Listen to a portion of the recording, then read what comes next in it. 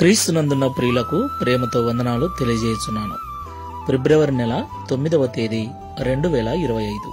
ఈరోజు దేవుడు దావీదు గారి ద్వారా మనకు చేస్తున్న వాగ్దానం ఏమిటనగా 107వ కీర్తన 29-30 చరణములు. ఆయన తుఫానును ఆపివేయగా దాని తరంగములు అణిగిపోయెను. అవి నిమ్మలమైనవని వారు సంతోషించిరి. వారు కోరిన రేవునకు ఆయన వారిని నడిపించెను. దేవునికి సమస్త మహిమ కలుగుగాక. ప్రియులారా, ఇశ్రాయేలు ప్రజలు ఐగుప్తు నుండి కనానుకు బయలుదేరుతున్న సమయంలో వారికి ఎదురుగా వచ్చిన ఎర్ర సముద్రం యొక్క స్థితిని, దాని కెరటాలను ఎలాగ అణిచివేసి వారిని రేవుకు నడిపించారో మనకందరికీ తెలుసు. ఈ మాటలు వింటున్న ప్రియ సహోదరి సహోదరుడా, మనము సముద్రం అనే లోకములో ప్రయాణం చేస్తూ ఉన్నాం. ఈ విశ్వాసపు జీవితంలో తుఫాను లాంటి అలజడులు, తరంగముల లాంటి కెరటాల లాంటి బాధలు, నిందలు, అవమానాలు, కష్టాలు ఎన్నో మనకు ఎదురు వస్తూ ఉంటాయి. అయితే మనం ఆరాధించే దేవుడు వాటన్నిటినీ అణచివేసి మనకు నిమ్మలమును అనుగ్రహించేవాడు. మనము కోరిన రేవునకు మనల్ని నడిపించేవాడు.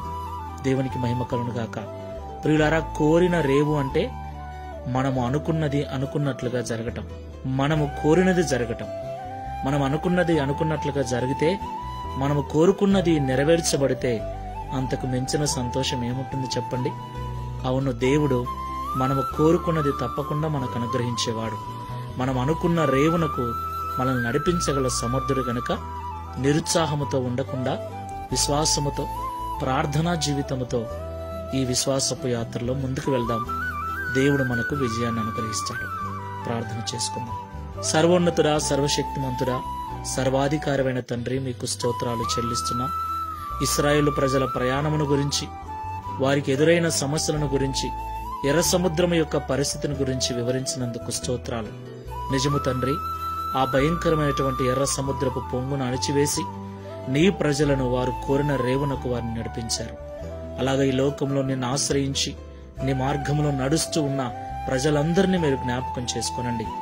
ఎవరెవరైతే లోకమనే సముద్రంలో ప్రయాణిస్తూ ఉన్నారో, ఈ సముద్రంలో ఎదురయ్యే కష్టాలకు, కన్నీళ్లకు, తుఫాను లాంటి అలజడులకు భయపడుతూ, కొన్నిసార్లు కృంగిపోతూ, నలిగిపోతూ ఎవరైతే ఉన్నారో వారందరినీ కూడా జ్ఞాపకం చేసుకోండి.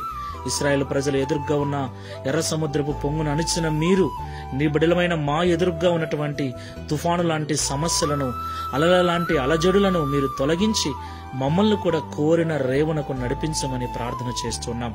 నీవు సమర్థుడవు, సర్వశక్తి మంతుడవని నీకు మొరపెట్టుచుండగా మా ప్రార్థనను త్రోసివేయక అంగీకరించమని, అట్టి విశ్వాసమును, నమ్మకమును, ప్రార్థనా జీవితమును మాకందరికీ అనుగ్రహించి, తద్వారా ఈ దిన వాగ్దానమును మా అందరి జీవితంలో నెరవేర్చి మీ నామమును మహింపరచుకొనమని యేసుక్రీస్తు వారి నామములో ప్రార్థించి వేడుకుంటున్నాము తండ్రి.